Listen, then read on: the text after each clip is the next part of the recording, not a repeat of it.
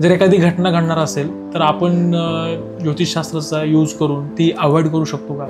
तर मुहूर्त बघणे हे थोड्या अंशी मदतकारक ठरू शकेल, पण it cannot change the course of the action किंवा कोर्स ऑफ द डेस्टिनी. एखाद्या मुलाचं किंवा मुलीचं लग्न जमायचं असेल तर सर्वप्रथम आपण पत्रिका पाहतो, कुंडली पाहतो. तर जन्मकुंडली काय असते? प्रत्येक ग्रह काही ना काही सांगू पाहत असतो.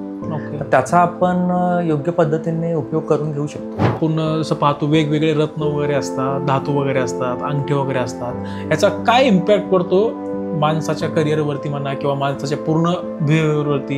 इव्हन जर हिऱ्याचं वजन जास्त असेल आणि त्या व्यक्तीला ते सुटेबल नसेल तर किडनी किंवा लोअर इंटेस्टाईन याचं डिस्फंक्शनिंग होऊ शकतं. 7:30ला घाबरण्याचं काही कारण नाहीये. आपल्याला ती स्वतःवर काम करण्याची मिळालेली संधी आहे, असंच आपण बघायला पाहिजे. जे आपलं ध्येय आहे तिकडे फिरून फिरून आपण पोचूच शकतो कधीतरी, आज उद्या परवा. आणि ज्योतिषाच्या माध्यमातून आपल्याला एक संधी आहे की कदाचित आपण थोडं लवकरही पोचू शकतो. सुख आणि समृद्ध आयुष्य जगण्यासाठी ज्योतिषशास्त्रामध्ये आपल्याला काही रेमेडी पाहायला मिळेल का? तुझी काय प्रेरणा आहे? हे पॉडकास्ट आपण करतोय, तुझा काय हेतू आहे या पाठीमागे, ते मला जाणून घ्यायला आवडेल.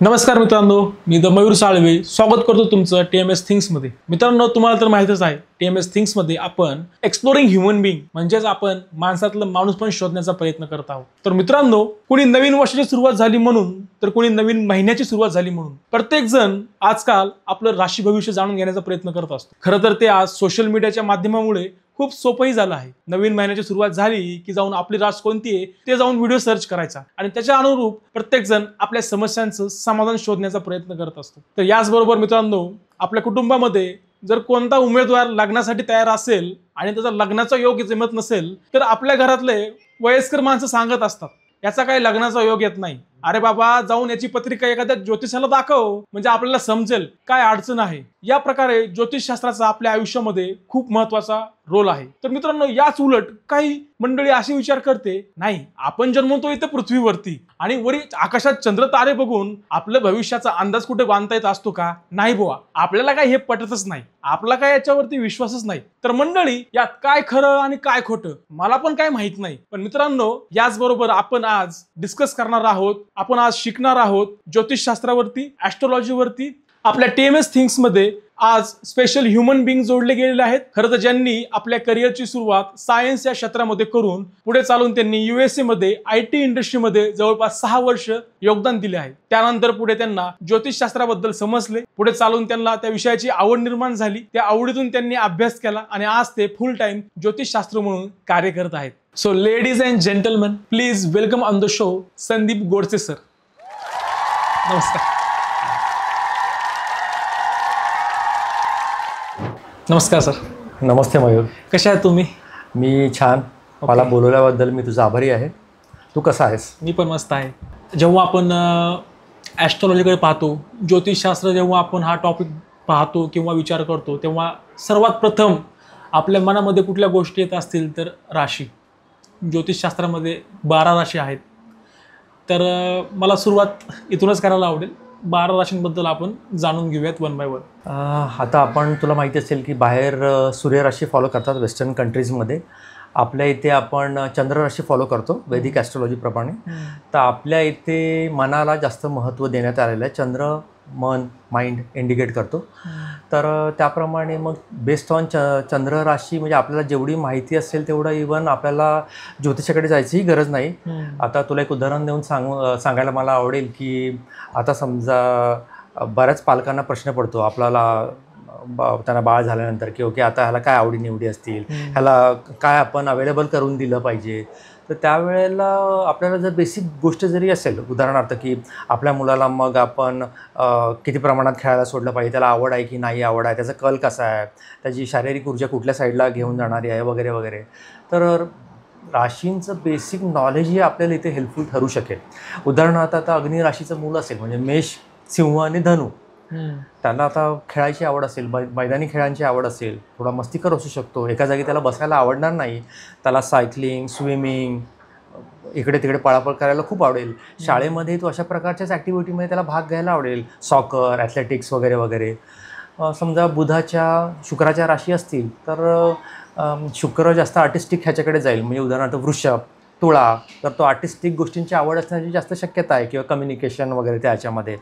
आता बुधाच्या राशी बघितलं त्याला समजा चेस आवडेल किंवा स्ट्रॅटेजिकल गोष्टी आवडतील किंवा बौद्धिक गोष्टींची जास्त आवड असेल आणि कदाचित शारीरिक कष्ट त्याला तेवढे आवडणार नाहीत. तर ह्या अशा बेसिक गोष्टींची जरी आपल्याला माहिती जरी असेल पालकांना, ती त्यांना मदतकारक ठरू शकेल असं मला वाटतं. त्यामुळे 12 राशी ह्या खूप त्याच्यावर लोकांनी हे केलं, शरद उपाध्याय यांनी केलेलं आहे, इव्हन ऑनलाईनही बरंच काही काही अवेलेबल आहे. तर ह्या बेसिक माहितीने आपल्याला आपल्या दैनंदिन आयुष्यामध्ये त्याचे एक सर्टन लेवलपर्यंत मदत होऊ शकते. ओके.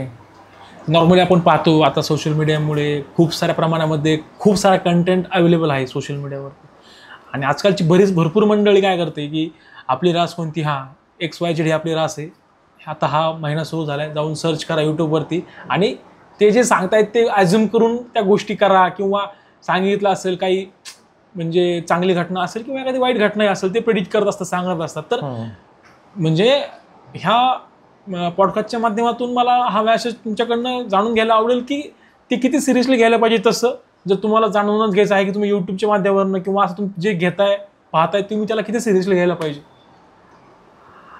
आता 12 राशी आहेत. सर्वसाधारणपणे 2-2.5 दिवस चंद्र एका राशीमध्ये असतो. दर सर्वसाधारणपणे 2-2.5 तासामध्ये लग्न राशी म्हणजे ॲसेंडंट बदलतं. तर त्यामुळे मी म्हणेन की खूप सिरियसली घ्यायला नको. एक गंमत म्हणून किंवा टाइमपास होत नसेल तर ठीक आहे, पण वेळ काढून त्याच्यात लक्ष देणे, ते सिरियसली फॉलो करण्याचा प्रयत्न करणे एवढं करण्यासारखं नाही आहे किंवा एवढं सिरियसली घेऊ नये असं माझं मत राहील. ओके. म्हणजे जर आपण कुणाला जर वैयक्तिकच खूप जाणून घ्यायचं असेल तर तरी मग कसं पर्याय निवड करायला पाहिजे. आपण त्या व्यक्तीचे बर्थ डिटेल्स व्यवस्थित असतील अवेलेबल तर जन्मतारीख, जन्मवेळ, जन्मठिकाण आपण त्या बेसिसवर त्याचं बर्थ चार्ट, जन्मकुंडली बनवू शकतो. त्याचं आपल्याला ॲसेंडंट चार्ट म्हणजे लग्नकुंडली, नवमांश, चंद्र राशी, महादशा, दशा या सगळ्यांचा अभ्यास करून त्याच्या काय प्रश्न आहेत, त्याचे स्वतःचे वैयक्तिक काय ट्रेट्स आहेत ते सगळं समजून घेऊन आपल्याला त्याला मदत करण्याचा आपण प्रयत्न करतो. आणि मदतीचा भाग म्हणजे कधीकधी काही त्याच्या वैचारिक जी धारणा आहे त्याच्यामध्ये कधीकधी बदल करणं गरजेचं असतं.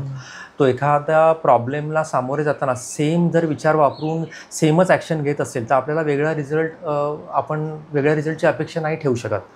तर मी म्हणेन मग त्याच्यामध्ये आपण करेक्शन सजेस्ट करू शकतो वा त्याने काही वेगळ्या प्रकारे अप्रोच असायला पाहिजे का त्या गोष्टीकडे बघण्याचा.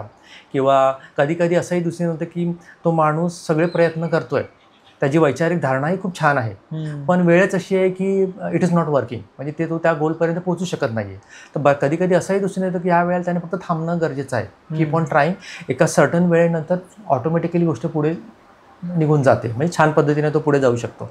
तर त्यामुळे ज्योतिषाचा आपल्याला बऱ्याच अनुषंगाने किंवा बऱ्याच अंगाने आपल्याला छान आपण मदत करून घेऊ शकतो असं माझं वैयक्तिक मत आहे. ओके. मला असं विचारायचं की म्हणजे जेव्हा आपण राशींबद्दल जाणून घेतो किंवा त्या गोष्टीचा अनुरूप करून आपण डिसाईड करतो, म्हणजे नाही का इव्हेंट वगैरे आपण एखादा इव्हेंट वगैरे ट्राय म्हणजे हे करू शकतो का? नाही, मला नाही समजलं काय म्हणायचं तुला. ओके. जर एखादी घटना घडणार असेल तर आपण ज्योतिषशास्त्राचा यूज करून ती अवॉइड करू शकतो का? ओके. आता ह्याची इट मे बी चांगले असेल किंवा वाईट असेल. तर मला एक उदाहरण तुला द्यायला आवडेल. तर त्याचं उत्तर हो किंवा नाही असं नाही आहे, पण एक माहिती म्हणून सांगू शकेन मी. माझा एक मित्र आहे, त्याच्या कुंडलीमध्ये चतुर्थात राहू, चतुर्थेश अष्टमात अतिशय वीक आहे. तर त्याला गृहसौख्य जेमतेम, चतुर्थातला राहू, चतुर्थेश पण वीक, या सिच्युएशनमध्ये की बाबा त्याने इव्हन स्वतःच्या नावावर करणंही तेवढं फलदायी नाही आहे. तर आता त्याने अशा वेळेला माझं बऱ्याच वेळेला मत राहिले की त्याने योग्य व्यक्तींचं मार्गदर्शन घेतलं पाहिजे, फक्त भावनेच्या आहारी जाऊन ते व्यवहार करू नयेत असं. तर आता समजा आपण ह्याचंच उदाहरण घेऊ. आता या माणसाने त्याच्या विचारावर आणि गोष्टींवर योग्य व्यक्तीचं मार्गदर्शन न घेता व्यवहार केला, पण ते करताना त्याने मुहूर्त बघितला. उदाहरणार्थ की एखाद्या गोष्टीचा आरंभ चांगल्या वेळेला हवा, तर त्याला फक्त लिमिटेड मदत मिळू शकेल. काही दिवस ते थोडं बरं चालेल, पण नंतर त्याच्या कर्माप्रमाणे किंवा कुंडलीप्रमाणे जे योग आहेत तेच एक्झिक्यूट होणार आहेत. बरोबर. तर त्याच्यामुळे मुहूर्त बघणे हे फलदायी आहे, पण आपल्या जे कुंडलीमध्ये आहे किंवा आपल्या जो कर्माचा भाग आहे आणि जोपर्यंत आपण त्याच्यावर व्यवस्थित काम करत नाही तोपर्यंत त्याच्यामध्ये मोठ्या प्रमाणामध्ये सुधारणा होणं शक्य नाही आहे. तर मुहूर्त बघणे हे थोड्या अंशी मदतकारक ठरू शकेल, पण it cannot change the course of the action किंवा कोर्स ऑफ द डेस्टिनी असं. ओके. नॉर्मली भारतीय संस्कृतीमध्ये एखाद्या मुलाचं किंवा मुलीचं लग्न जमायचं असेल तर सर्वप्रथम आपण पत्रिका पाहतो, कुंडली पाहतो. तर जन्मकुंडली काय असते? जन्मकुंडली म्हणजे थोडंसं डीपमध्ये सांगायचं झालं तर आपलं जे पाठीमागच्या ह्याच्यातलं जे कर्म आहे आणि आपण आता काय भोगायला आलो आहे याचा एक बेसिक आराखडा असं आपण म्हणूया. ओके. आणि त्याचा आपण बऱ्याच ठिकाणी उपयोग करून घेऊ शकतो. विवाहासाठी म्हण, एखादा योग्य निर्णय घेण्यासाठी, एखाद्या गोष्टीमध्ये इम्प्रूव्हमेंट करण्यासाठी आपल्याला त्याचा छान उपयोग करून घेऊ शकतो. तर आता थोडक्यात सांगायचं झालं तर जेव्हा आपण त्याची जन्मकुंडली बघतो एखाद्या व्यक्तीची, तर आपल्याला उदाहरणार्थ बुध सांगतो बाबा की स्ट्रॅटेजिकली हा कशामध्ये छान आहे, शुक्र म्हणजे ह्याला कशामध्ये रस असू शकेल किंवा कशामधून ह्याला इझी गेन आहे, गुरु ज्ञान नॉलेज कशाचं ज्ञान घ्यावं ते सांगतो. आणि राहू, केतू, शनी, मंगळ हे आपल्याला वेगवेगळ्या प्रकारचे भोग आहेत आपले, ते आपण कशाप्रकारे आपण स्ट्रॅटेजाईज करायला पाहिजे त्याच्याबद्दल ते मार्गदर्शन करू शकतो. तर आपल्याला प्रत्येक ग्रह काही ना काही सांगू पाहत असतो. ओके. तर त्याचा आपण योग्य पद्धतीने उपयोग करून घेऊ शकतो. ओके. आणि पुढं मला त्यालाच कंटिन्यू क्वेश्चन असा आहे की जेव्हा एखाद्या मुलाला अडचण येते, जसं की आपण म्हणतो शनीची 7.5 वगैरे असेल, तर हा प्रकार कसा असतो? आता बघ 7.5 म्हणजे आता बहुतेकांना माहिती आहे, पण आता जर तू विचारलायस तर आता जी आपली चंद्र रास आहे त्याच्या अगोदरच्या राशीमध्ये शनी आल्यानंतर आपले 7.5 चालू होते. तो पहिला टप्पा 2.5 वर्ष, त्याच्यानंतर आपल्या राशीमध्ये शनी आल्यानंतर तो दुसरा टप्पा 2.5 वर्ष सर्वसाधारणपणे, आणि तिसरा टप्पा म्हणजे आपल्या राशीच्या पुढच्या राशीमध्ये शनी जातो तेव्हा 2.5 वर्ष, अशी सर्वसाधारणपणे 7.5 वर्ष. म्हणून 7.5 वर्ष 7.5 असं ते आहे टर्म. तर आता सरळसोट हे चांगलंच आहे आणि वाईट आहे किंवा 7.5 आहे म्हणून घाबरून जाऊन गर्भगळीत होण्यामध्ये काही मुद्दा नाही आहे. तर साधा सोपा हिशोब आहे, जे शनी सांगतो कर्मावर विश्वास ठेवा. आणि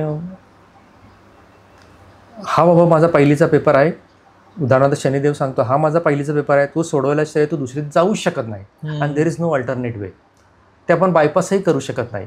तर माझं मत आहे मग ते डिले करण्यापेक्षा, त्याच्याबद्दल चिंतित होण्यापेक्षा सरळ एक्झाम देऊन पुढे जायचं. हा साधा सोपा हिशोब आहे. त्यामुळे तर टाळत राहण्यामध्ये किंवा त्याच्याबद्दल दुःखी होण्यामध्ये काही मुद्दाच नाही. कारण की आपण जसं आलो आहोत ते सक्सेस आणि फेल्युअरसाठी नाही, तर मी म्हणेन त्याच्यापेक्षा मोठी गोष्ट म्हणजे अनुभव. तर तो आपल्याला बऱ्याच वेळेला अनुभव घ्यावाच लागतो. तर मी म्हणून आपण सकारात्मक राहून जर तो अनुभव घेऊ शकलो तर म्हणेन अजून मजा येईल. बरोबर. तोच अनुभव तर घ्यायचाच आहे, तर मी म्हणेन मग दुःखात राहून घेण्यापेक्षा थोडं सकारात्मक राहून घेऊ आणि पुढे जाऊ, सोडून देऊ त्यातले जे निगेटिव्ह गोष्टी आहेत ते. तर 7.5 थोडं जास्त प्रॅक्टिकल आणि स्वतःवर काम करण्याची संधी असं मी बघेन. ओके. दुसरा क्वेश्चन माझा असा आहे की तुम्ही आत्तापर्यंत भरपूर क्लायंट्स वगैरे फेस केले, बरोबर, आणि काही लोकांचा बिलीव असतो आणि काही लोकांचा बिलीव नसतो, राईट? सो तुम्ही कसं डील करता ज्यावेळेस तुम्हाला असा कोणता क्लायंट भेटतो किंवा सहज कोणी तुमच्या सर्कलमध्ये कोणी तुम्हाला म्हणून जातं की यार माझा तेवढा ट्रस्ट नाही किंवा बिलीव नाही आहे ॲस्ट्रोलॉजीवरती, तेव्हा तुमची कशी रिॲक्शन असते किंवा तेव्हा तुमच्याकडे काय आन्सर असतं? आता ज्या लोकांना ज्योतिषशास्त्राबद्दल थोडीफार माहिती आहे तर त्यांना उपाय सांगताना थोडं सोपं जातं. म्हणजे आपण थोडा आध्यात्मिक किंवा वेगळ्या अँगलने बरेचसे उपाय सांगू शकतो. आता माझ्याकडे उदाहरणार्थ काही क्लायंट येतात की ते सरळ सांगतात की बाबा आम्हाला पूजा अर्चा सांगू नका, आम्हाला एकदम सायंटिफिकली किंवा आम्ही काय करू शकतो ते डायरेक्टली सांगा. इव्हन हाही चांगलाच मार्ग आहे. अशा लोकांना मी त्यांच्या कृती आणि त्यांची वैचारिक धारणा काय याचं ॲनालिसिस करून त्याच्यावर ते काय काम करू शकतात ते ज्योतिषशास्त्राच्या अनुषंगाने किंवा त्याच्या मदतीने टाईमलाईन्स शेअर करून सांगण्याचा प्रयत्न करतो आणि त्यांना ते अधिक आवडतं. माझे बहुतेकसे म्हणजे आता जे तू माझं जर गुगल बिझनेस प्रोफाईल बघितलंच माझं, तर बहुतेकांनी त्या बेसिसवर म्हणजे की जे विज्ञानाच्या आधारे किंवा आपण आपल्या विचारामध्ये कृतीमध्ये काय सुधारणा करून आपण आपल्या आयुष्यामध्ये बदल घडवून आणू शकतो. आणि त्याच्याबद्दल केलेल्या मार्गदर्शनासाठी बऱ्याच लोकांनी मला अप्रिशिएट केलं आहे आणि बरेच लोक तसे असतात. त्यामुळे जसे येतील त्याप्रमाणे आपण त्याला त्या चॅनलमध्ये माध्यमातून मदत करण्याचा प्रयत्न करतो. ओके. याचबरोबर आपण जसं पाहतो वेगवेगळे रत्न वगैरे असतात, धातू वगैरे असतात, अंगठी वगैरे असतात. याचा काय इम्पॅक्ट पडतो माणसाच्या करिअरवरती म्हणा किंवा माणसाच्या पूर्ण बिहेवियरवरती इम्पॅक्ट पडतो का याचा? हो, नक्कीच. इव्हन आता तू त्याच्या पण अगोदर मी असं म्हणेन की तू बऱ्याच वेळेला अनुभवलं असशील की आपण कधी कोणाला भेटायला गेलो है ना, आपल्या जवळचा नातेवाईक, प्रिय नातेवाईक, मामा मावशी, जे लहानपणापासून आपल्याला ओळखत आहेत किंवा त्यांना आपल्याला त्यांच्याबद्दल खूप प्रेम आहे. आपण त्यांना भले 2 मिनटं भेटायला गेलो तर आपल्याला खूप छान वाटतं, म्हणजे आनंदी वाटतं की म्हणजे चिंता असेल तरी आपण ते विसरून जातो. तर इव्हन माणसाच्या एनर्जीचाही आपल्या ह्याच्यावर परिणाम होतो. तसंच निगेटिव्ह जो आपला हितचिंतक नाही आहे त्याच्या निगेटिव्ह इच्छांचा किंवा विचारांचाही आपल्यावर परिणाम होतो. तर माझं मत आहे की थोडं निगेटिव्ह असलेल्या माणसांपासून जेमतेमच राहावं आपण किंवा योग्य अंतरावर राहावं. तर आता जर आपल्या माणसाच्या एनर्जीचा, त्याचा ऊर्जेचा जर आपल्या आयुष्यावर एवढा परिणाम होतो आहे, तसंच आजूबाजूला असलेल्या ऑब्जेक्टचाही आपल्यावर तेवढाच परिणाम होत असतो. आता तू बघितलं असेल की इव्हन खूप शास्त्रामध्ये खूप अगोदर जी प्राथमिक किंवा म्हणेन प्रायमरी रत्न आहे ती बऱ्याच लोकांनी वापरून छान, म्हणजे आरोग्याच्या दृष्टिकोनातून बऱ्याच वैद्यांनी वापरलेली आहेत पूर्वीच्या काळी. इव्हन आपली ऊर्जा, आपली पॉझिटिव्हिटी वाढवण्यासाठी किंवा काही मानसिक विकारांवरही उपचार म्हणून रत्न वापरण्यात आलेली आहेत. इव्हन आताही औषधामध्ये रत्नांचा वापर केला जातो. मोती, पोवळं यांचा औषधामध्ये वापर केला जातो. तर आत्ताच्या काळामध्ये बरंचसं झालं आहे की मग प्रायमरी रत्न कधी कधी थोडीशी महाग असू शकतात कारण त्यांची क्वालिटी चांगली आहे आणि त्याचा उपयोग छान होतो. तर इव्हन बरेच लोक त्याला अल्टरनेट म्हणून सेकंडरी टर्शरी रत्न सांगतात, पण त्यांचा तेवढा फायदा होत नाही. पण प्राथमिक रत्नांचा खूप छान फायदा होतो. आता एक गोष्ट सांगायला मला आवडेल. खूप असं डिटेल त्याचे मला हे आठवत नाही, पण त्याला तुला गाभा सांगू शकेन मी. तर असं आहे की एक शिष्य होते, त्याचा मृत्यूकाळ जवळ आला होता. त्याच्या गुरूंनाही माहिती होतं आणि त्याच्या गुरूंना कळलं होतं की हा काही आठवड्यामध्ये ह्याचा मृत्यू होईल. पण त्याची काहीतरी ठराविक इच्छा होती की जी त्या शिष्याला वाटत होतं की ती आपली इच्छा पूर्ण व्हावी. आता मृत्यू जवळ आलेला आहे आणि आता दुसरा उपाय नाही आहे. त्याच्या गुरूंनी त्याला एक धातू वॉटेवर त्याने तयार केलेला किंवा धातूची वीट किंवा तत्सम गोष्ट त्याला ती ठेवायला दिली आणि सांगितलं की तुझी जोपर्यंत इच्छा पूर्ण होत नाही, तुझं ते काम होत नाही, तोपर्यंत तू ठेवा, नंतर मला आणून दे. त्याप्रमाणे त्या शिष्याने ते जवळ ठेवलं. त्याची जी काही इच्छा आहे किंवा जे काही काम असेल ते पूर्ण झाल्यानंतर त्यांना ती परत करण्यात आली होती. आणि ते वाचल्यानंतर मला जाणवलं की म्हणजे हे तर खूपच, मी म्हणेन की खूपच हाय लेवलला किंवा खूपच एक्सपर्टीज झालं याच्यामध्ये की ठराविक कॉम्बिनेशन मेटलचं वापरून आपण एवढ्या गोष्टी जर टाळू शकतो तर रत्नांचा डेफिनेटली परिणाम होतोच आपल्या आयुष्यावरती कुठल्याही अंगाने. तर धातू, रत्न याचा योग्य पद्धतीने उपयोग करून घेण्यासाठी त्याच्यासाठी योग्य किंवा एक्सपर्ट व्यक्तीलाच भेटून त्याच्या मार्गदर्शनाखालीच ते वापरावं. आता इव्हन बरेच जण तुझ्या ऐकण्यात पण आलं असेल, खास करून स्त्रिया गिफ्टमध्ये हिऱ्याची अंगठी किंवा हिऱ्याची माळ वॉटेवर वापरतात. पण सगळ्यांनाच हिरा सूट करू शकत नाही. इव्हन जर हिऱ्याचं वजन जास्त असेल आणि त्या व्यक्तीला ते सुटेबल नसेल तर किडनी किंवा लोअर इंटेस्टाईन याचं डिस्फंक्शनिंग होऊ शकतं किंवा त्याचे विकार उत्पन्न होऊ शकतात. त्यामुळे कोणीही कोणतंही रत्न घालून चालत नाही. योग्य व्यक्तीचं मार्गदर्शन घेऊनच त्या वस्तूचा वापर करावा. ओके. आपण आत्ता साडेसातीबद्दल बोललो, राईट? तर साडेसाती जेव्हा एखाद्या मनुष्याला असते त्याच्यावरती रेमेडी काय किंवा सोल्युशन काय, कसं आपण ती कमी करू शकतो काय? तर आता बघ, जसं म्हटलं मी, साडेसातीला घाबरण्याचं काही कारण नाही आहे. आपल्याला ती स्वतःवर काम करण्याची मिळालेली संधी आहे असंच आपण बघायला पाहिजे. आता ह्याचे उपाय म्हणून 2 अंगाने आपण बघू शकतो. जसं आलेली परीक्षा द्यायलाच पाहिजे, तर परीक्षा द्यायचीच. बरोबर. जेवढी तयारी आहे तेवढी ती परीक्षा देत राहायची. फेल झाल्याने काही नुकसान नाही, एकदा नापास झालो परत द्यायची, पण देत राहायचं. दुसरं आहे आध्यात्मिक याच्यामध्ये आपण करू शकतो की आपण उदाहरणार्थ आपण म्हणतो की जे आपले चिरंजीव आहेत अश्वत्थामा, लॉर्ड हनुमान, तर आपण इवन 7:30मध्ये लॉर्ड हनुमानाला प्रे करणं कधी उत्तमच आहे. म्हणजे आता काही जण म्हणतील लॉर्ड शिवाला किंवा प्रत्येकाच्या याने कुठल्याही आपल्या गुरुच्या मार्गदर्शनाखाली केलेली गोष्ट ही आपल्याला फलदायीच ठरणार आहे, त्याच्याबद्दल काही दुमत नाही. पण सर्वसाधारणपणे लॉर्ड हनुमान म्हणजे आपण म्हणू समर्थ रामदासांनी लिहिलेलं मारुती स्तोत्र वाचा, हनुमान चालिसा वाचा, ठीक आहे. तर आता त्याच्यामध्ये मी म्हणजे थोडंसं एक आपण छान रिच्युअल करू शकतो 7:30मध्ये, ते म्हणजे की बाबा पूर्व दिशेला तोंड करून बसावं, बॅक स्ट्रेट, नेक स्ट्रेट, हात जोडावेत, कल्पना करा बाबा भगवान हनुमान आहेत आपल्याबरोबर, ते आपल्याला आशीर्वाद देत आहेत आणि ते जर आपल्याबरोबर आहेत तर आपण कशालाही घाबरण्याची गरज नाही. ओके. त्याच्यानंतर बाबा मारुती स्तोत्र वाचा किंवा हनुमान चालिसा वाचा है ना, करून झाल्यानंतर जे काय त्यावेळेला आपल्याला जी समस्या असेल किंवा जी काही परिस्थिती असेल ती बाबा सांगा. जसं आपण आपल्या जवळच्या व्यक्तीला सांगतो तसं लॉर्ड हनुमानांना सांगा तुम्ही अमुक अमुक परिस्थिती आहे, तर त्याच्यामध्ये तुम्ही मला मार्ग दाखवा किंवा तुमचे आशीर्वाद द्या, मला पुढे घेऊन चला. तर अशा पद्धतीने मी बघितले की अशा प्रकारच्या प्रार्थना खूप जबरदस्त काम करतात आणि आपल्याला 100% मदत मिळते. तर जसं म्हटल्याप्रमाणे 2 मार्ग झाले आपल्याला. एक म्हणजे काय, परीक्षा देत राहणे, दुसरं मदत मागणे. बरोबर. हे साधे सोप्या गोष्टी आहेत की म्हणून कोणीही करू शकतं. त्यासाठी कुठे जाऊन हे करायची गरज नाही. आणि ज्या व्यक्तीला गुरुचं मार्गदर्शन आहे तर त्याने मग त्याच्यापेक्षा उत्तम काहीच नाही. ओके. आता आपण गुरूंबद्दलच बोललो, तर मला जाणून घ्यायला आवडेल की ज्योतिषशास्त्रामध्ये किंवा ॲस्ट्रॉलॉजीमध्ये नक्कीच आपल्याला गुरु करावे लागतात, त्यांच्या मार्गदर्शनाखालीच आपल्याला अभ्यास करावा लागतो, बरोबर? तर तुम्ही आम्हाला तुमच्या गुरूंबद्दल सांगा.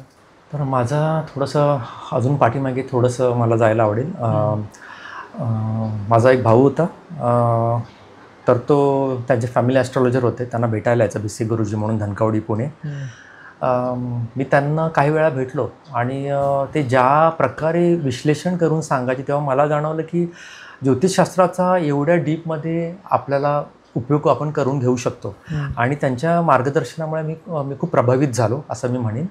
आणि तेव्हा मला वाटायला लागलं की आपण हे शिकायला हवं.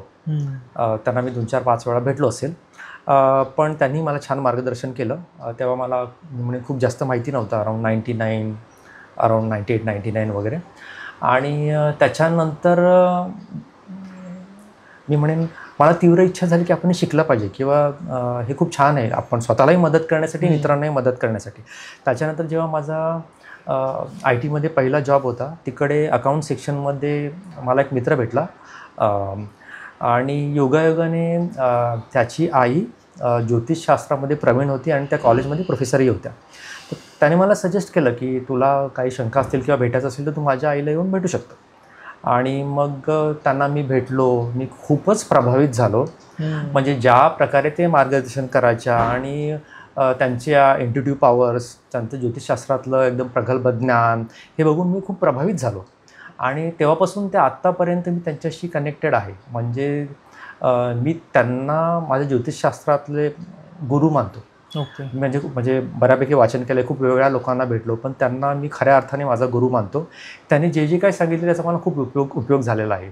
आणि इतर पण म्हणेन की ते एवढंच नाही, त्या म्हणजे रत्नशास्त्रामध्ये पारंगत आहेत, त्यामुळे त्याचंही त्या मला ज्ञान देतात. त्या रेकीमध्ये ग्रँडमास्टर आहेत. ओके. तर फक्त ज्योतिषशास्त्रच नाही, त्यांच्या एनर्जीज एवढ्या छान आहेत की त्या ज्या गोष्टीमध्ये घुसतात त्याच्यामध्ये ते उत्तमच करत आहेत. का? कारण की त्यांची मे बी त्यांच्या प्रॅक्टिसेस, त्यांची साधना, उपासना खूप छान आहेत, खूप परोपकारी आहेत. आणि त्यांच्याकडून मी म्हणेन याच्या व्यतिरिक्तही मी जे त्यांना इतरही अंगाने मी त्यांना माझं गुरु मानतो.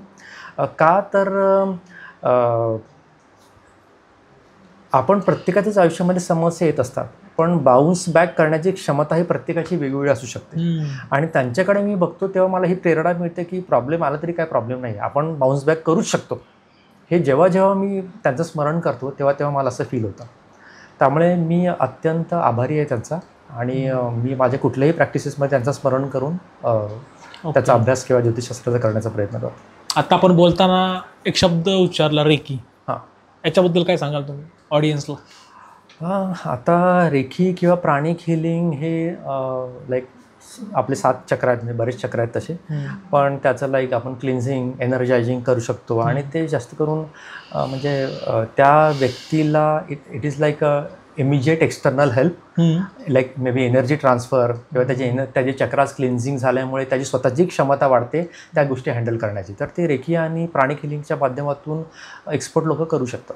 ओके, म्हणजे आपण त्यातून हेलिंग करू शकतो, पॉझिटिव्ह हेलिंग. म्हणजे येस. तर आता माझ्याकडे काही असे वाले होते की त्यांच्या आपण म्हणू की थोडा मानसिक विकार वगैरे होता. तर मी माझे गुरु जे आहेत त्यांना मी विचारून त्या व्यक्तीला तसे सेशन्स हिलिंगचे दिले होते आणि बऱ्याच लोकांना खूप छान फरक पडलेला आहे, खूप छान फरक पडलेला आहे. हिलिंगमुळे आपण म्हणजे मानसिक आजारावरतीच उपचार करू शकतो काही मानसिक शारीरिक आजारावरती.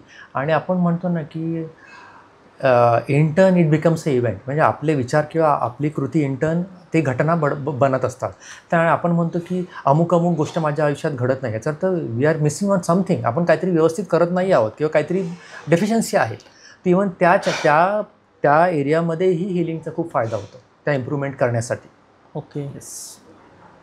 ज्यावेळेस मला परत थोडंसं पाठीमागं जायला आवडेल आपल्या पहिल्या क्वेश्चनकडे. ज्यावेळेस आपण लग्न वगैरे जमवायचं असतं एखाद्या फॅमिलीमध्ये, कारण की त्यावेळेस खूप जास्त प्रमाणामध्ये घरामध्ये सामान्य कुटुंबामध्ये चर्चा असते, पत्रिका दाखव किंवा जन्मकुंडली दाखव. आणि जेव्हा दाखवतो वगैरे आणि किंवा कळत न कळत जेव्हा एखादा दोष त्या मुलाच्या कुंडलीमध्ये असतो, फॉर एक्झाम्पल कालसर्पदोष वगैरे किंवा मंगळ दोष, तर याच्यावरती काय समाधान आहे ज्योतिषशास्त्रामध्ये? ओके. तर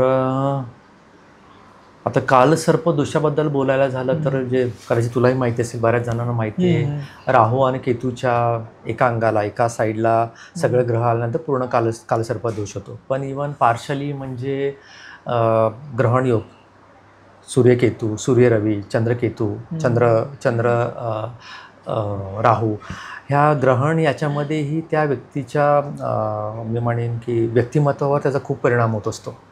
तर ते आपल्याला मदतकारक ठरतं ते ॲनालिसिस करायला की बाबा इवन मॅच मेकिंगमध्ये किंवा जनरल लाईफमध्ये किंवा कशाप्रकारे त्या गोष्टी हँडल केल्या पाहिजेत.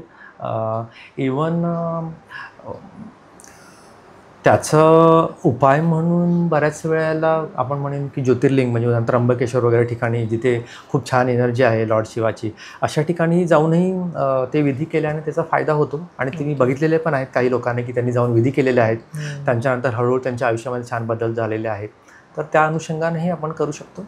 जसं तू म्हणाल तर दुसरं म्हणजे मंगळदोष. तर मंगळदोष म्हटलं की आपण थोडं खूप इंटेन्सली विचार करतो आणि इमिजिएटली एखादे कुंडली असेल तर रिजेक्ट पण करतात बरेच पालक. तर तसा न विचार करता आपण थोडं वेगळ्या पद्धतीने त्याच्याकडे बघू शकतो. तर ते म्हणजे मी म्हणेन की उदाहरणार्थ एक उदाहरण देऊन सांगायला आवडेल की मंगळ आता उदाहरणार्थ प्रथम स्थानामध्ये आहे, तर त्याच्या व्यक्तिमत्वावर नक्कीच खूप जबरदस्त परिणाम होणार आहे. म्हणजे ती व्यक्ती जर उच्च किंवा स्ट्रॉंग मंगळ प्रथम स्थानामध्ये असेल तर तो ॲग्रेसिव्ह असू शकतो, खूप चांगल्या लिडरशिप क्वालिटीज असू शकतो, टेम्परामेंटल इश्यूज असू शकतात त्या व्यक्तीला, आणि दुसऱ्यांची मतं ऐकून घेण्याची क्षमताही कमी असू शकते, दुसऱ्याला डॉमिनेट करणारा असू शकतो, खूप जास्त स्ट्रिक्ट आणि डिसिप्लिन असू शकतो, खूप जास्त मटेरियलिस्टिक असू शकतो. तर आता हे ट्रेड्स आपल्याला इझिली कळून येतात आणि मग आपल्याला कळून जातं की बाबा या व्यक्तीचा जर असा पॅटर्न आहे तर तो आपल्याला अनुकूल आहे का, हे दुसऱ्या म्हणजे त्या मुलीला किंवा मुलाला समजायला मदत होईल. तर इवन आता याच्यावर may be not exactly a solution, पण शनी राहू केतूची ठराविक ठिकाणी म्हणजे प्रेझेन्स कुंडलीमध्ये हे या सिच्युएशनमध्ये सस्टेन मॅरेज होऊ शकतं, म्हणजे शनी राहू केतूच्या प्रेझेन्समुळे. पण आता बरेच जण म्हणतात की मंगळाचीच कुंडली हवी, पण हे पण खूप ट्रिकी कॉम्बिनेशन आहे. म्हणजे आता एक उदाहरण देऊन सांगायचं झालं तर एखाद्याचा प्रथमात मंगळ आहे मुलीचा चतुर्थात मंगळ आहे. आता ह्या कॉम्बिनेशनमध्ये ते दोघे त्या घरामध्ये लग्न झाल्यानंतर आनंदाने नांदूच शकत नाही, खूप अवघड आहे. त्यांची 24 तास तू-तू-मैं-मैं चालू शकते, दोघांचे विचार अलाईन होणं खूप अवघड आहे. भले त्यांचं वैवाहिक जीवन जरी टिकलं ते दररोज भांडणातच अर्धा वेळ घालवतील. तर त्यामुळे मंगळाचीच कुंडली पाहिजे याच्यावरही थोडा विचार झाला पाहिजे. ओके. पालकांच्या पर्स्पेक्टिव्हमध्ये, की ते एकमेकांना ह्या ह्याच्यामध्ये ते आनंदाने राहू शकतील का. कारण कुंडली जुळवण्यामागे सगळ्यात महत्त्वाचा हेतू हा असायला पाहिजे की पहिली गोष्ट तरी टिकलं पाहिजे, दुसरं त्यातल्या त्यात आनंदाने पण टिकलं पाहिजे. तर त्यामुळे मग फक्त मंगळदोष असं न बघता त्या कुंडलीचं संपूर्ण म्हणजे ॲनालिसिस व्हायला हवं आणि त्याच्या बेसिसवर आपण अधिक छान मार्गदर्शन करू शकतो असं. ओके. आता सांगतो की जनरली लग्न जुळवताना माझा जास्त भर असतो की फक्त गुण न जुळवता कुंडलीमध्ये काही पॅरामीटर्सवर आपण खास लक्ष द्यायला हवं. म्हणजे विचार जुळत आहेत का, गृहसौख्य, संतती सौख्य, एकमेकांचं मॅरिटल हार्मनी, वैवाहिक सौख्य आपण म्हणू, आणि सेपरेशन डिवोर्स होईल का. ओके. तर असे 5-6 पॅरामीटर्स आहेत की ज्याचा आपण व्यवस्थित विचार करावा आणि त्याच्या बेसिसवर त्या मुलाने किंवा त्याच्या पालकांनी निर्णय घ्यावा. त्यामुळे फक्त मंगळदोष आहे का आणि फक्त कालसर्प दोष आहे का, हा महत्त्वाचा घटक आहे, पण कुंडलीचा सारासार विचार व्हायला हवा की जेणेकरून त्यांना जे कोण आहेत त्यांना व्यवस्थित योग्य निर्णय घेऊन ते पुढे जात आहे. ओके. नॉर्मली तुम्ही आता भरपूर क्लायंट फेस केलेले आहेत, बरोबर. तर तुमचं काय ऑब्झर्वेशन आहे, कशा प्रकारचे लोक तुमच्याकडे येतात आणि त्यांच्या नॉर्मली सर्वसाधारणपणे समस्या काय असतात? सगळ्या प्रकारचे आतापर्यंत क्लायंट आलेले आहेत असं हे नाही. म्हणजे मॅच मेकिंगसाठी येतात, बरेच जण काउन्सिलिंगसाठी येतात की लग्न झाल्यानंतर त्यांचं जुळत नाही आहे, विचार जुळत नाही आहेत, मग फक्त ते नावालाच लग्न टिकलेलं आहे. तर बरेचसे काउन्सिलिंगसाठी असतात. म्हणजे कुठल्याही ह्याच्यामध्ये की उदाहरणार्थ बिझनेस चालत नाही आहे तर डिप्रेशनमध्ये लोक आहेत, किंवा लग्नानंतर जुळत नाही आहे, विचार जुळत नाही आहे, तर त्याच्यामुळे निगेटिव्हिटी आहे, भांडणं होत आहेत. तर बरेचसे काउन्सिलिंगसाठी येतात. आपण म्हणू की थोडं सायकोलॉजिकल हे याच्यासाठी. त्याच्या खालोखाल मी म्हणेन की नोकरी संदर्भात बरेचसे क्लायंट येतात. मग बऱ्याच वेळेला आपल्याला ग्रहयोग बघूनच समजून जातं बाबा ह्या वेळेला या व्यक्तीला किती वेळ थांबावं लागेल किंवा ह्याच्यावर उपाय काय आहे ते आपण सांगण्याचा प्रयत्न करतो. त्याच्या खालोखाल मी म्हणेन लग्न म्हणजे मॅच मेकिंगसाठी येतात.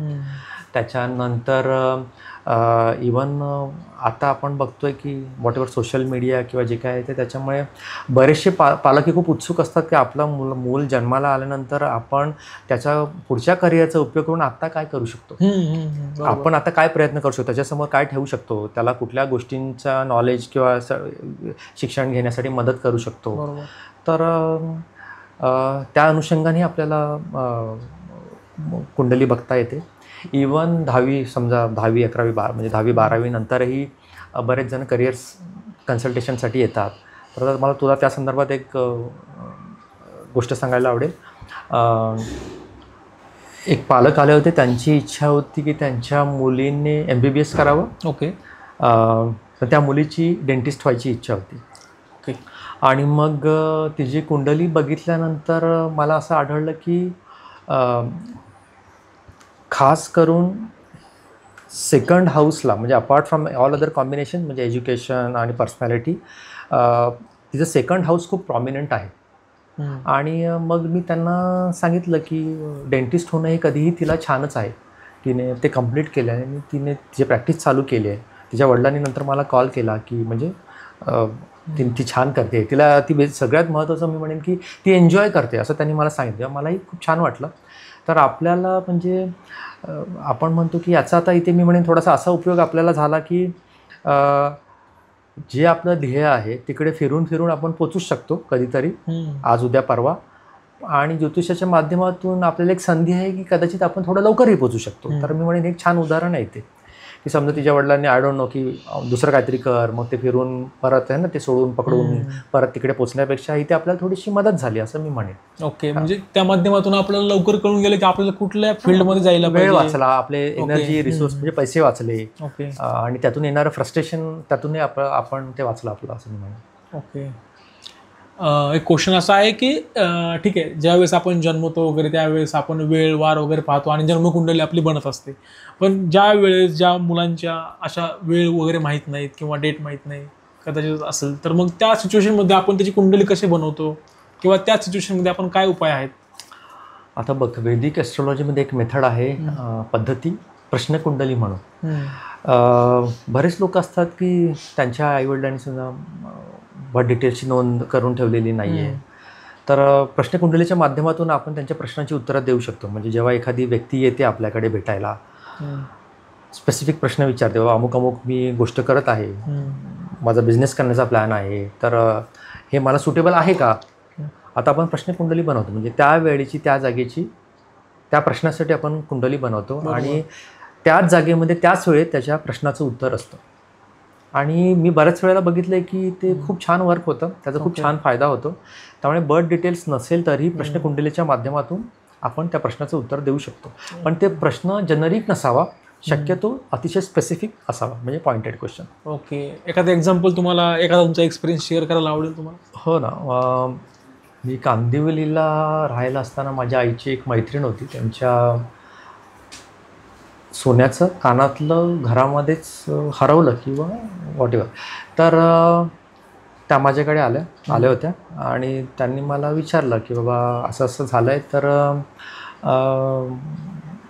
काय तुला वाटतं का मिळेल किंवा कशा पद्धतीने मिळेल. तर मी प्रश्नकुंडली बनवली. त्यांना सांगितलं मी की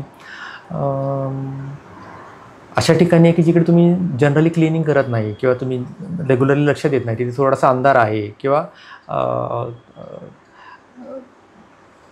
इझी ॲक्सेस नाही आहे त्या ठिकाणाला. अशा ठिकाणी तुमची ती वस्तू असावी आणि 2 दिवसात तुम्हाला मिळायला हरकत नाही. त्यांनी मला मग दुसऱ्या दिवशी कॉल करून सांगितलं की समजा त्यांनी सगळे त्यांचे ज्या वस्तू ऑर्नामेंट्स होत्या बेडवर ठेवून त्या व्हॉटएव्हर बघत होत्या, चेक करत होत्या आणि त्यातलं हे कानातलं एक चुकून व्हॉटएव्हर ठेवताना परत बेडच्या पाठीमागच्या साईडला जाऊन पडलं की जिकडे ते जनरली त्यांचा हात पोचत नाही आणि तिकडे अंधार असतो आणि जनरली ते इझिली ॲक्सेसिबल नाही आहे तो पार्ट. आणि त्यांनी सांगितलं की त्या 2 दिवसातच त्यांना ते मिळालं होतं. तर मला ऐकून छान वाटलं की म्हटलं माझा तो मी म्हणेन पहिला अनुभव होता प्रश्नकुंडली वापरण्याचा, की आणि एवढ्या छान पद्धतीने झाल्यानंतर मी जेव्हा जेव्हा गरज आहे तेव्हा ती छान पद्धतीने येऊन मलाही ते खूप हेल्पफुल ठरलेलं आहे असं. त्यामुळे बर्थ डिटेल्स नसतील तरीही आपण प्रश्नकुंडलीच्या माध्यमातून स्पेसिफिक प्रश्नाचं छान उत्तर आपल्याला मिळून जातं. ओके. बऱ्याचदा मी असं ऑब्झर्व केलेलं आहे सोशल मीडियाच्या माध्यमावरती की असं सांगतात की ज्योतिषाच्या माध्यमातून तुम्ही तुमचा एक्स बॉयफ्रेंड असेल, गर्लफ्रेंड असेल, तुमच्या आयुष्यामध्ये परत आणू शकता किंवा तुमचं ब्रेकअप झालं असेल तुम्ही सेम व्यक्तीसोबत परत पॅचअप करू शकता. ह्या गोष्टी कितपत ॲक्सेप्ट करायला पाहिजे, कारण की या माध्यमातून मला करेक्ट इन्फॉर्मेशन पोहोचवावीशी वाटते, म्हणून मी मुद्दाम हा प्रश्न विचारला. तुमचा काय विचार आहे याच्यावरती? एक तुला सांगायला आवडेल मला. काही वर्षापूर्वी एक तरुण मुलीचा फोन आला होता मला. तिने मला विचारलं की व्हॉटएव्हर तिचा मित्र होता आणि तो तिला सोडून गेला आहे आणि तो ज्योतिषाच्या माध्यमातून आपण त्याला परत आणू शकतो का. मी तिला अपफ्रंट स्टेट सांगितलं, ज्योतिषामध्ये अशी काही तजवीज किंवा अशी अरेंजमेंट नाही आहे की आपण काहीतरी करू आणि तो परत येऊन जाईल. आणि म्हटलं असं कोण तुला असं जर सांगत असेल की असं असं करून देतो आणि असं असं होतं तर तू तुझा वेळ आणि रिसोर्सेस वाया घालवू नको. तर तिने मला इमिजिएटली सांगितलं की एका व्यक्तीने पूजा करून व्हॉटएव्हर करून देतो आणि तुझा मित्र परत येईल हे सांगून तिच्याकडून 50,000 रुपये घेतले होते. मला ऐकून खूप वाईट वाटलं, पण आता तो तिच्या अनुभवाचा मे बी भाग असेल जे काय आहे ते. तर त्यामुळे अपफ्रंट मी तिला सांगितले नाही, ज्योतिषात अशी काही अरेंजमेंट नाही आहे. तर बरेच लोक आय डोंट नो गैरसमजातून किंवा अंधश्रद्धेतून फसवली जातात. तर ज्योतिषशास्त्र अशा गोष्टींना म्हणजे की तो यावा म्हणून काही नाही असं काही, म्हणजे मला वाटत नाही इतर पण ठिकाणी काही असू शकेल म्हणून. तर ओके. तुम्हाला असं वाटतं का म्हणजे बऱ्याच ठिकाणी लोकांची कुठंतरी दिशाभूल होते अशा माध्यमांमधून? सगळ्याच क्षेत्रामध्ये चांगले आणि वाईट लोक आहेतच ना, म्हणजे डॉक्टर, वकील, ज्योतिष. तर त्यामुळे त्याच्याबद्दल काही हेच नाही आहे. पण जेवढं होईल तेवढं आपण म्हणतो ना की कर्माची फळं, म्हणजे आपण चांगलं कोणाला मार्गदर्शन केलं ते इंटर्न आपल्याकडे ते चांगल्या शुभेच्छा आणि येणारच आहेत. त्यामुळे माझं मत आहे आपला नेहमी प्रामाणिक प्रयत्न असायला हवा. जिथे शक्य आहे तिथेच मी लोकांना मदत करण्याचा प्रयत्न करतो. जिथे दिसतं की नाही इथे ज्योतिषशास्त्र थांबतं आहे तर मी त्यांना स्पष्टपणे सांगण्याचा प्रयत्न करतो की नाही याच्या पुढे काही नाही आहे म्हणून. तर लोकांना चुकीचं मार्गदर्शन होऊ नये याचीही मी काळजी घेण्याचा प्रयत्न करतो. ओके. तुम्ही अमेरिकेमध्ये जवळपास 6 वर्षाचा काळ स्पेंड केला, बरोबर? त्यावेळेस तुम्ही IT प्रोफेशनमध्ये कार्यरत होता. आणि तिथूनच खरं तुमची ही आवड निर्माण झाली, बरोबर? म्हणजे थोडं त्याच्या अगोदरच, पण तिकडे असतानाही मी ज्योतिषशास्त्र म्हणजे वास्तू, ज्योतिषशास्त्र याच्या मार्फत मार्गदर्शन करत होतो लोकांना. ओके. तर तिथं तुम्ही ज्यावेळेस अमेरिकन नागरिकांशी जेव्हा तुम्ही इंटरॅक्ट करत होता, तेव्हा तुम्हाला ऑब्झर्व झालं का की ह्या लोकांना ज्योतिषाबद्दल काही आयडिया आहे किंवा आयडिया आहे आणि ते विश्वास पण ठेवत आहेत किंवा त्या गोष्टींचा यूज पण करतायत, असं काही एक्सपिरियन्स आहे काही? खास करून मी असं अनुभवलं की ज्यांना थोडा अध्यात्मात किंवा बेसिक ज्योतिष याच्यामध्येही माहिती आहे, ते लोक लगेचच कनेक्ट करतात किंवा ते लोक मला जास्त प्रमाणामध्ये भेटले. पण मी म्हणेन की US मध्ये पण खूप छान ज्योतिषाची माहिती असलेले खूप लोक आहेत. म्हणजे मी असे काही लोकांना भेटलो पण, आणि इवन म्हणजे ॲस्ट्रॉलॉजीमध्ये एक्सपर्ट असणारे किंवा ॲस्ट्रॉलॉजीचं चांगलं नॉलेज असणारे खूप लोक मला भेटले. त्यामुळे असं काही विशेष फरक नाही वाटला मला. तिथे तुम्ही कन्सल्टिंग केलेली आहे का? हो, ज्योतिष आणि वास्तू दोन्हीचं मी कन्सल्टेशन तिकडेही करत होतो. ओके. आता विषय निघालाच आहे वास्तुशास्त्रावरती, तर वास्तुशास्त्रावरती मला जाणून घ्यायला आवडेल आपल्याकडनं. काय असतं वास्तुशास्त्र नेमकं? ओके, वास्तुशास्त्र म्हणजे काय असतं ह्याचं एका वाक्यात आणि कदाचित 2-4 मिनटातही उत्तर देणं तसं खूप अवघड आहे. पण साधी सोपी गोष्ट जर आपण समजण्याचा प्रयत्न केला तर आपल्याला जी फक्त वास्तूच नाही, आपल्या आयुष्यात येणारी ही प्रत्येक गोष्ट ही आपल्या कर्माचा परिपाक आहे. आपल्या कर्माप्रमाणेच ती मिळणार आहे.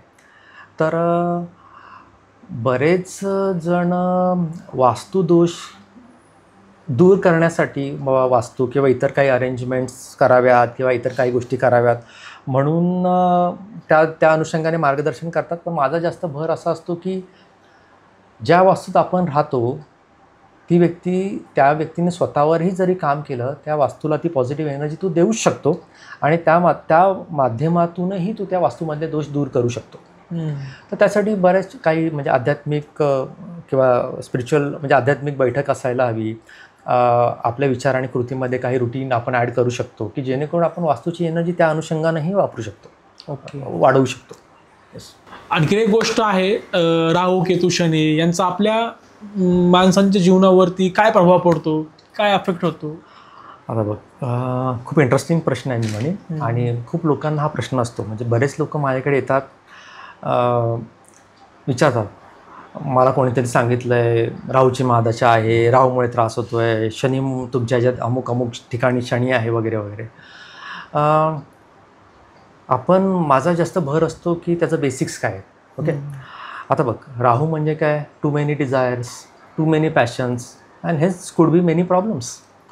तर आपण वैचारिक गोंधळ न घालता जे गरजेचं आहे त्याच्यावर फोकस ठेवला तरी ते राहूवर काम केल्यासारखं आहे. आता केतूबद्दल बोलायचं झालं तर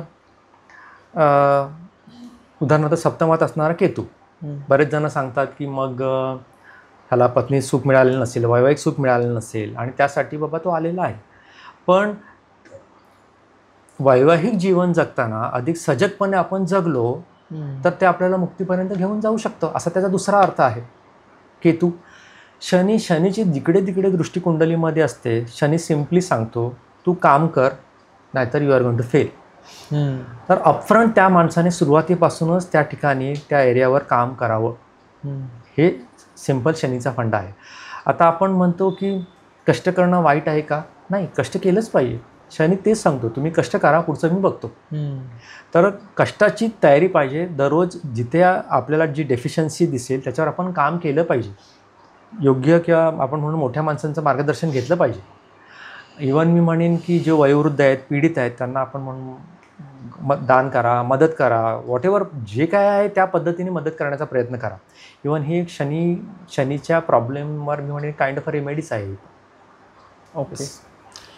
दुसरा प्रश्न असा आहे की सुख आणि समृद्ध आयुष्य जगण्यासाठी ज्योतिषशास्त्रामध्ये आपल्याला काही रेमेडी पाहायला मिळेल का, कॉमन माणसासाठी, ज्याला म्हणजे कुठल्याही गोष्टीचं म्हणजे असं नाही आहे काही प्रश्न, पण त्याला फक्त हे पाहिजे सोल्युशन की सुख समृद्ध आयुष्य जगायचं आहे, त्यासाठी काही रेमेडी आहे का? प्रत्येकजण आपल्या आपल्या म्हणजे इमोशनल किंवा इंटेलिजन्स क्वोशंटप्रमाणे आपल्या आपल्या प्रश्नांची उत्तरं शोधण्याचा प्रयत्न करत असतो.